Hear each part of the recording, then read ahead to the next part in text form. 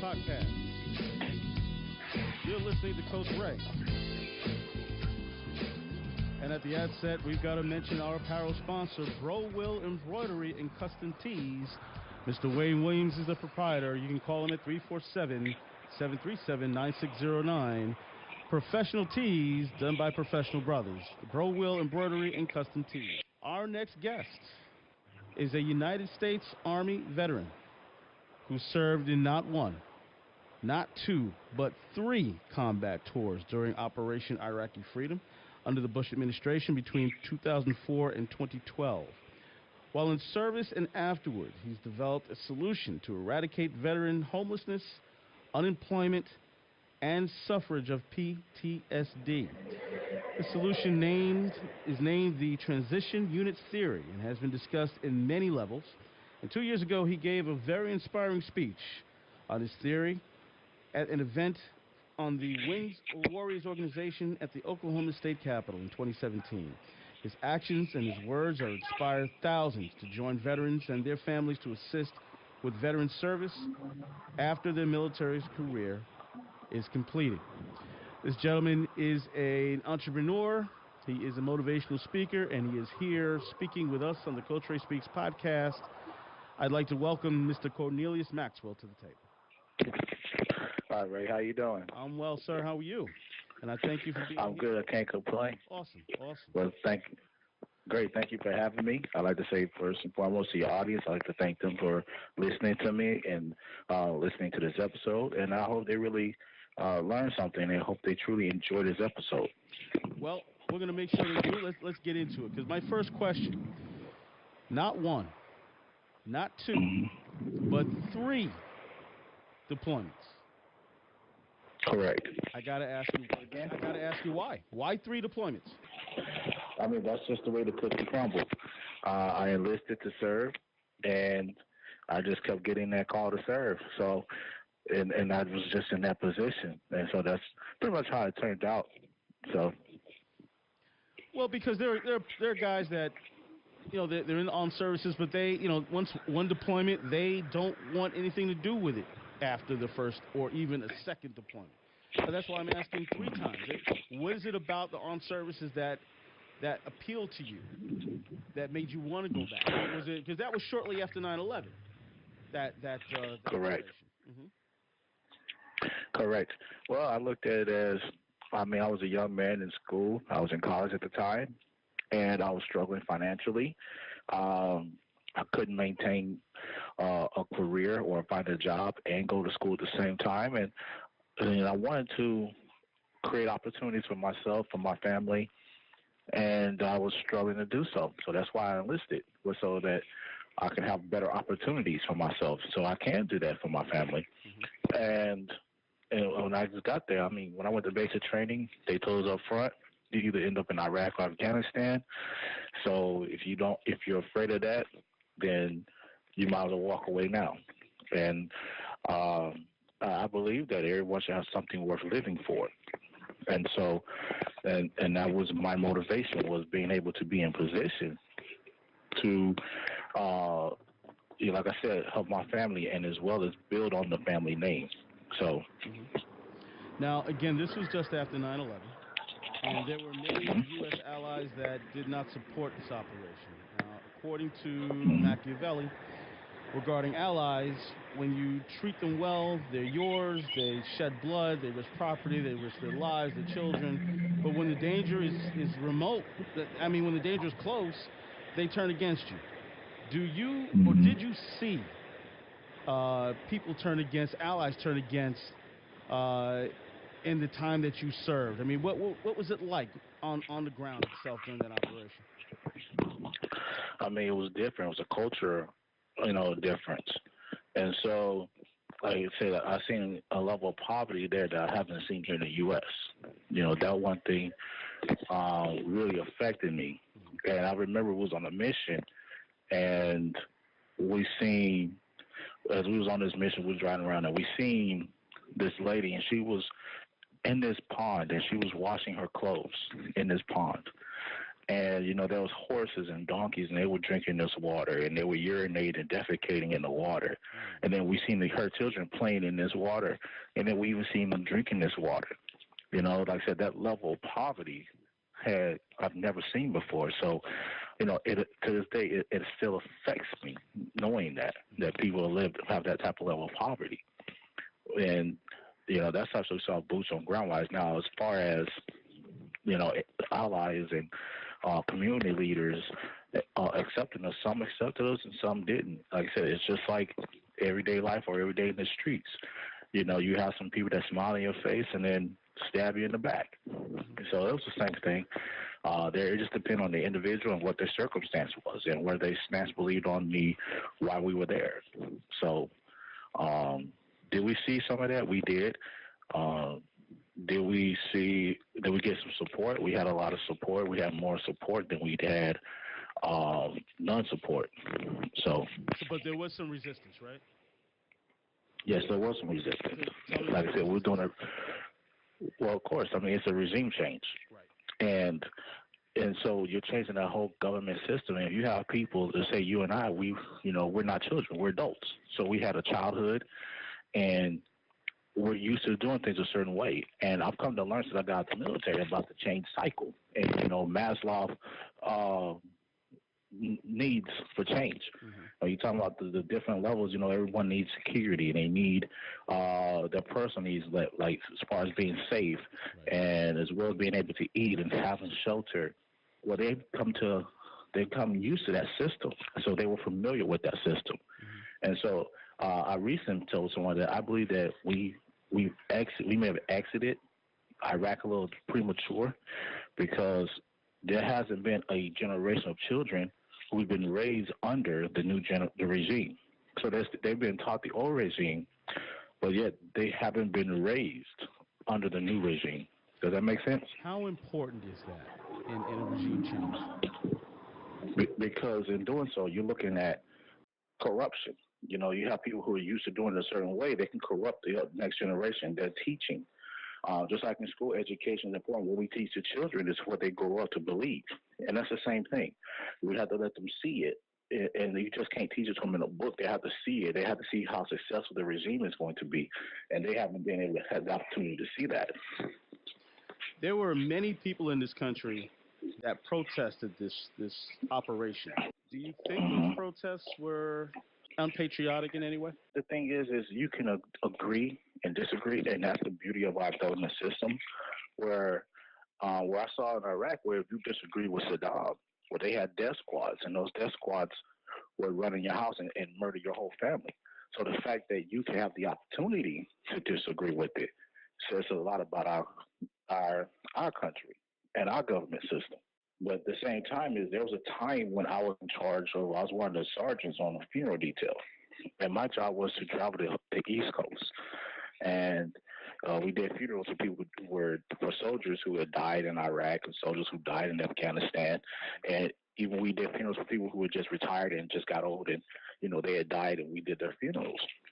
And some of these guys have come to the grave sites and protest the funeral, that protest. And you can hear them. And that's, I felt that was inappropriate, because, like I said, the family's still grieving. And then, they have loved ones. And that's their moment to grieve their loved one. And so I believe that it's okay to protest and to stand up for what you believe, but there's a time and place for everything. And I believe that, doing it at one's grave site is out of order. It's not the right time.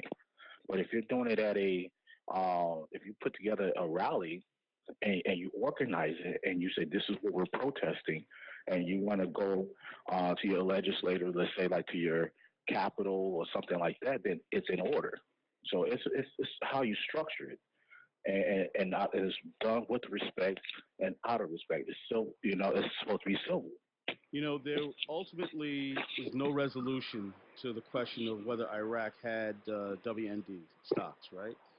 And there were unresolved ambiguities, according to various news sources. And the mandate of the operation was to disarm Saddam Hussein. Now, coming home, did you feel that you guys accomplished your mission?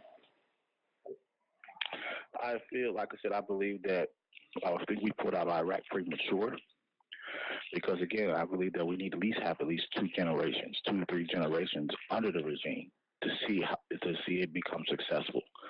You know, and so I think, like I said, we left there too soon. So I believe that and you can see it now because I mean, there's reports. I've seen reports, and even I was on. I was one of the in the units, and we were turned over. I was one of the last guys to leave. It was Bob Duke, Forward Operations Base Duke, and I believe that was the first base that we turned over to the Iraqi Army. And I seen reports like 10 years later, and it was saying that how they hadn't utilized it. You know, and the thing is they hadn't had us there supervising and teaching them these things. So, no, we taught them there for a little while, but they still needed that guidance and the financial support in order to maintain. Because as soon as we leave, then you turn around. Now it's, oh, the old people are back in charge. You know, we put new faces in there, but it's still the old way of thinking is still there. And so it makes it unbeneficial when you have the old faces still, you know, the old way of thinking there. And that creates an issue, you know, and then, like I said, we were there to change the way they thought and their thought process and things of that nature. So I feel that the exit was extremely premature. I believe that it was premature. You know, seeing the public reaction, the political climate at the times, there were people running for office on the notion of the war was a mistake. And knowing the climate, I know you enlisted 3 different times, but did you have any thoughts about re-enlisting when you had the opportunity? Did you think at any time that, you know what, maybe we shouldn't be over there? Matter of fact, I re-enlisted while in Iraq. My first contract was 4 years. Yes, and my re-enlistment, I re-enlisted for another 3 years on my second deployment. And so, like I said, I met some pretty nice people that were there, and we met some people who wasn't. How did your family just like feel every day on the street? How did your family feel about it when you told them that you were coming home? I'm sure there was a reaction. Yeah, they were pretty upset. Some of them fussed. You know, they said, "Man, quit being involved in that stuff." And there's other ways for you to be successful and make money besides sacrificing your life and stuff like that. And so some of them told me that. But at the same time, I had to make a decision that I thought was best for me as a man. And that was the decision that I thought was best for me at the moment. So that's how I proceeded. But my goal overall was never to do 20 years or serve 20 years. And so once you get in the military, you get to that point, I believe, and this is what I like to call it, is that either be a lifer and do 20 years, or, you know, you go ahead on and get out. And so I got to that point. And I believe it's a 10-year mark. You serve 10 years, either you get out now or finish up and do your 20. And so I just decided to walk away because my goal was never to serve 20 years. And so I had a plan before I went in. I had a plan, you know, to go to school. I utilized my GI Bill. Got a couple of degrees with it. You know, I wanted to also use opportunities and advantages that came with serving in the military, so I can, you know, so I can grow the name of the Maxwell name for my family and take advantage of those type of opportunities that were presented. That was my choice, and that was my decision. And that leads us into our second part of this episode, which we're going to get to momentarily. We're going to take a commercial break. We're talking to Cornelius Maxwell, a United States hero. We are on the Coach Ray Speaks podcast. We'll be right back. Hi, this is Coach Ray Baxter, and I want to talk to you for a moment about your business. That's right, your business. Have you laid a foundation of reliability and trust within your team? How do you deal with difficult customers? Now that you have completed the sale, what's your retention strategy? Ladies and gentlemen, not only am I a business strategist, but a subject matter expert on leadership and how leadership can enhance your bottom line. I speak throughout the country and all over the world, and I have 5 signature programs through which you can teach your staff to ask insightful questions to derive pain points, to discover whether your leaders are focus-driven or chaos creators, to not just survive the day, but to reduce service recovery, and finally, to learn not to apologize to a customer, but to collaborate and give more than what's expected. At RBJ Global Solutions, our goal is to provide an energetic, strategic, and profitable approach to organizational front lines. Contact me. I'd love to speak with you about talking to your group. That's Coach Ray, that's COACHRAY, at CoachRaySpeaks.com. And we're back. Episode 5 of the CRS, the Coach Ray Speaks podcast. We're talking with Mr. Cornelius Maxwell. Now, we left about talking about your exit from the service after your final deployment. Let me ask you now, coming home, what is that like, the pressure, the stress? What's it like coming home right after you've done your time in the service?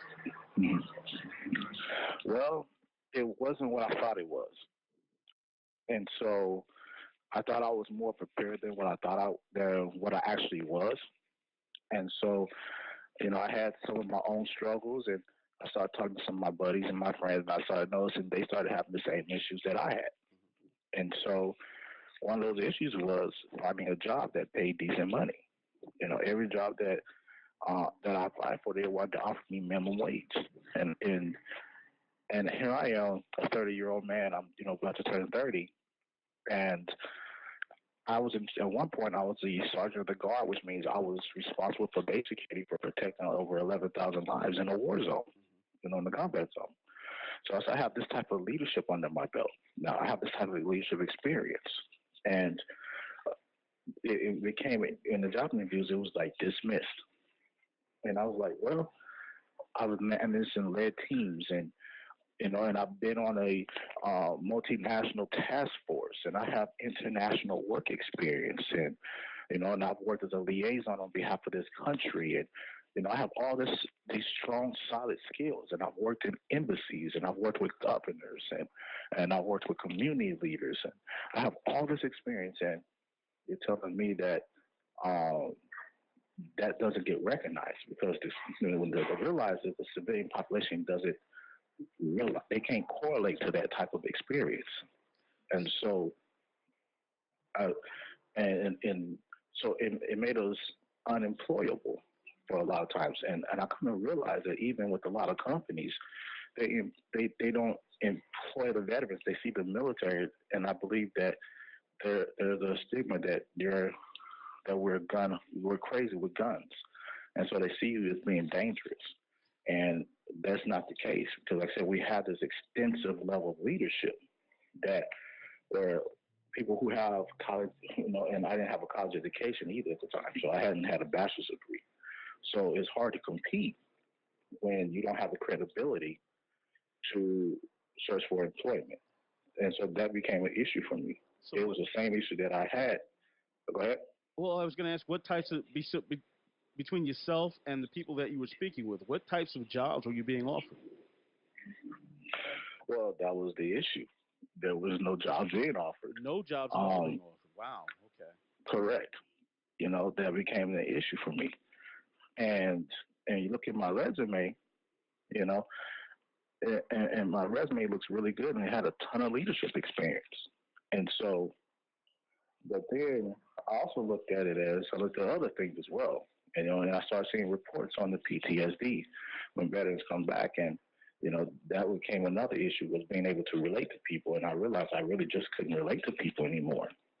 And so, and because when I was in the military, we have a certain way of doing things, and we have a certain way of saying things, and we have certain sayings that civilian population doesn't correlate with the civilian population. And so, in doing so, I tell people this, and I tell them all the time. I say these two words a lot: too easy. And too easy in the military was, hey, you're confident. But a young soldier will say, I could do that, Sergeant, that's too easy. You give them a pat on the back and say, that's right, young soldier, go make it happen. Well, in the civilian world, people kind of looked at me side-eyed, and they were like, this guy's arrogant. I don't like his arrogance. So, but in the military, you got props for that. In the civilian world, we got looked down upon for it and frowned upon for it. And so the miscommunication or the misinterpretation in communication, it became an issue that I noticed. And so I looked at that and I was like, oh wow. And even it was something as simple as just my way of handling being in public, because I served 8 years. 3 tours were overseas, and I got used to looking in people's windows, looking inside their cars, looking inside, looking at their body language, their posture, where their hands. So a lot of times people looked at me as coming off super aggressive, as if I was mean mugging them or mad dogging them. And so people would say that a lot. So, man, why are you mad dogging me? Like, I'm not mad dogging you, but, and I had to realize that. I had to untrain that, because I spent almost 10 years training my mind to do that. So, and taking control of crowds. I used to be in control of a crowd.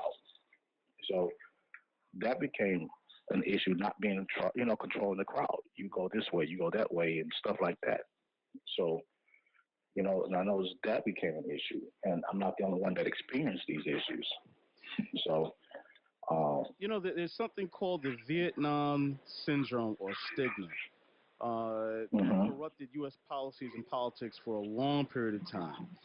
And I'm guessing you've experienced that coming home. It seems like every conflict that we've had since then, veterans have experienced that coming home. You've started to discuss a lot of it, but can you tell us a little more about it and just how people have viewed you and your colleagues? I'm sure you've heard other stories that of people not just getting jobs, but maybe apartments, not getting types of service. People walking, as you started to say, people just walking down the street, knowing that you were involved in a conflict, that may be ridiculing you. Can you tell a little about that? Personally, people didn't come to me personally, and to me individually. So I'm a pretty big guy, and so a lot of times people felt, threatened by my size alone. And then the fact that if I'm looking at your posture and I'm looking at your hands, I'm watching you, people tend to think I was already on guard. So I didn't get that. Maybe some smaller guys might have gotten that, a little more, because people feel more braver to a smaller guy. Like I said, I'm a pretty big guy, so people didn't do that to me personally.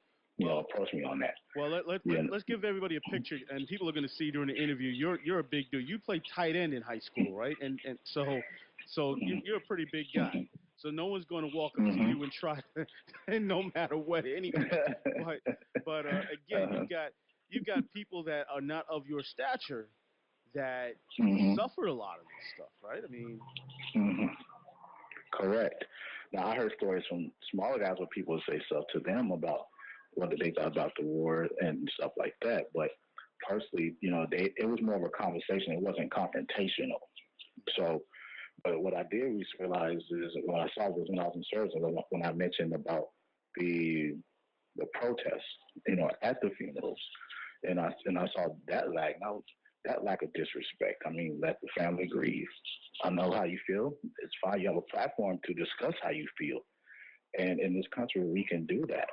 We don't have, just because you disagree with the policymakers or if you disagree with the commander in chief and his decision, his military decisions, or you just disagree with the secretaries and the cabinet members with their decisions of how to proceed with the military campaign, you can disagree, and you can have a platform in which you can disagree, in which you can create public awareness, and in which you can even have the community support your ideas, where in other countries, they cannot do that.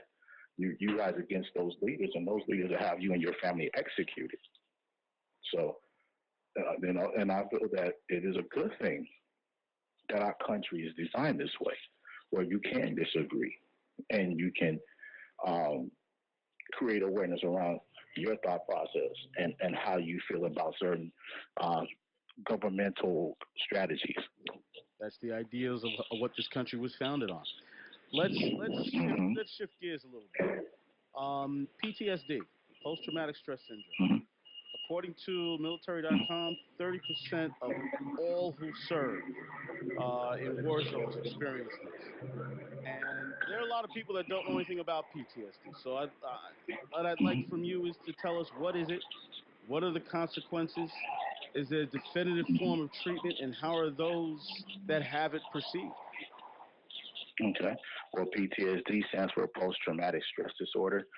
You can get PTSD from any traumatic experience, whether it's a military conflict, even if it's something that's just traumatizing to you.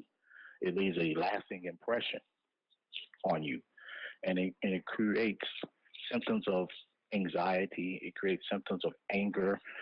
It creates depression, and so in doing so, that becomes an issue because now you have people who are psychologically, when you talk about the veterans and who are psychologically unavailable because, in our situation, PTSD from us come from everyday life because we we served in the military campaign where roadside bombs were displayed and rockets were shot from everyday scenarios like a certain buildings and from certain roads, and that you can be reminded of that situation and creates these flashbacks.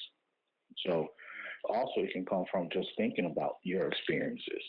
Like I said, I mentioned before that a lot of guys, they say the first cases of PTSD don't come until after these guys are out the military for a year. And that's because, and I feel that it becomes, we start to think about survivor's remorse. You say, hey, this happened to, you watch a movie or you see TV and they show the different conflicts and we say, oh, that's not how that really happened, but this is how it happened in real life. And you start actually pondering on these things. And so now you're thinking about it, which at that time period, when you was in service, you didn't think about it. Well, now you're taking the time to actually think and see and analyze, in which you didn't put as much time into it. Because now it's in front of your face. You're not on the go as much. And you actually have the time to now sit there and like I said, just dig deep and analyze these things. Right. But, and then on top of that is when you look at it, you don't have time you're not getting employment. And you go back and man, all these sacrifices I made for this country, and you remember the movie Dead Presidents? Right. Remember Lorenz Tate, and he was like, man, look, I can't find a job after he had served in, I believe it was Vietnam, in that movie. Then he came back, he couldn't find a job. He couldn't support his family. Then he ended up robbing a bank, and then the judge gave him life in prison. And he reacted in the end and was like, man, all I've done for this country, and you tell me that you can't cut me no slack? All the sacrifice I made for this country, and you can't cut me no slack, And, I believe that a lot of veterans feel this way. Because it's like, man, I've sacrificed my life, limb, and eyesight, because this country provides more opportunities than other countries, and yet the opportunities are not available. I got to leave it right there. I got to leave it right there. We got to take a break.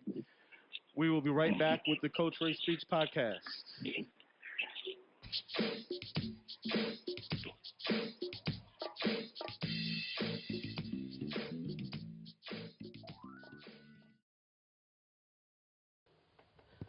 Hi, this is Coach Ray of Coach Ray Speaks. Are you an established entrepreneur that struggles to get on the phone and make prospecting calls? Are you reluctant to network, to put yourself out there, to get new clients? Or have you spent money on the next big thing that was supposed to bring you all the clients you can handle? Now you can hang on to false hope, or you can get help. I'm a business strategist who can show any existing business how to find $10,000 in revenue in less than 45 minutes of conversation. Now, this conversation is already paid for by this podcast and is absolutely free to you. So, take the offer for a test drive and contact me today. Email me, Coach Ray, COACHRAY, at CoachRaySpeaks.com. Just mention you heard this offer on this podcast, and we can be talking about increasing your bottom line very soon. And we're back back with the CRS, the Coach Ray Speaks podcast, and we're talking with Mr. Cornelius Maxwell. Cornelius, I want to get into, very quickly, because we're running short on time, your transition units theory. Okay. I understand units of honorably served would report in civilian attire and train to become a civilian, practicing civilian life. Tell me about that. Okay. Well, what we want to do is, when you work a job and you have a boss, the boss is going to utilize you to maximize their efficiency. And so, in doing so, it's the same thing in the military. When the soldiers are in the ex-military, they are attached to that unit until they start to out-process, which means you're at the discretion of the unit. And in doing so, it prevents soldiers from actually putting together a full-time plan to prepare for the civilian life, or prepare for the civilian world. So what I'm proposing in this transition units theory bill is that if we take these veterans, these service members, take them out the military unit, the same way we take them out the civilian population and put them in units for basic training. So it's similar to that, but it's more or less to the reverse. It's reversing that for a civilian world. And let these guys get used to calling people by their first name. Let these guys get used to wearing civilian clothing. Let these guys now focus their attention within the last 3 to 6 months, focus their attention on searching for employment, practicing away from the military behavior, because that is where I realize is the issue is the military communication. It's the communication and carrying yourself a certain kind of way in the military, which is not how it's done in civilian world. You need time to transition into this process. And so this is why I call it transition units theory, because I'm recruiting assistants. I'm looking for employers, to write me endorsement letters. There's a petition on change.org that says we can improve the lives of nearly 2 million veterans by placing transition units, through transition units. And what this is, and think about it, if you tell a 17, 18, 19, or someone in their early 20s, say you're going to serve in the military, well, if you want to get in a certain career field, you usually take a job or internship in the career field and you network and you make connections in that field. Well, you're not doing that if you're serving the military. And so you've lost that time to make those type of connections. So these last 3 to 6 months, let's give these guys the opportunity to make those connections and increase the unit efficiency, because now we have the numbers. We can focus on this person's leaving. Now we need to start training and putting people in their place, and to replace them. And so it's a win across the board for everyone. It's a win for the unit, because now you're not wasting money on getting uniforms and buying equipment and gear for people who's leaving. So now you're saving money as well. I'm up against the clock. My producer is really hitting me, but I got to ask this one question. Isn't this done by the VA? The VA doesn't help in this transition when people come home? Well, with the VA, they help in a certain way. They help you. The VA, a part of the VA, you have to be already out of the military. You have to be a veteran. When you're still in the military, you're a service member. And so, their role is to help after the fact. And so what I'm proposing is help with them while they're still service member transition to become a veteran. And so that way they can have these things in place, because these guys aren't getting benefits. Some people are still fighting for benefits of the VA 20 years because they didn't know how to apply for them while they were still in service. So if they have some sort of transition process, then it's a smoother transition to coming from service member to veteran. Man, I got to apologize to you, man, because we need to talk more about this. And maybe at the time when I want to definitely bring you back for a part 2, and we can specifically talk about this part of it, and maybe have some veterans on at the time. So I want to thank Mr. Cornelius Maxwell for his time and his service to the United States Army. I think you were a sergeant, right, when you finished up? Yes. Correct? So if someone wants to reach you to talk more about this, what's your contact information? All right, they can reach me on LinkedIn, Cornelius J. Maxwell, Twitter, Instagram, Tumblr. My handle for Twitter is Cornelius J. MXW1. Or you just type in my name and you can find Cornelius J. Maxwell. You can find me there. Like I said, Cornelius J. Maxwell on Twitter. And also don't forget the petition on change.org, which, if you type in my name, or if you type in, we can help nearly 2 million veterans. If you type that in, you can also find it there as well. Okay. We'll definitely have something about it on the Coach Ray Speaks podcast information page on Facebook. Want to thank Mr. Cornelius Bennett. Want to thank my engineer Lee in the booth. Also, Neb News, my go-to engineer for Facebook. We've got to wrap up here on the CRS. Thank everyone for listening. Have a great day, and keep listening to the CRS. All over the place, Facebook, Twitter, anywhere you can catch a podcast view, you'll definitely see the CRS. Take care, everybody.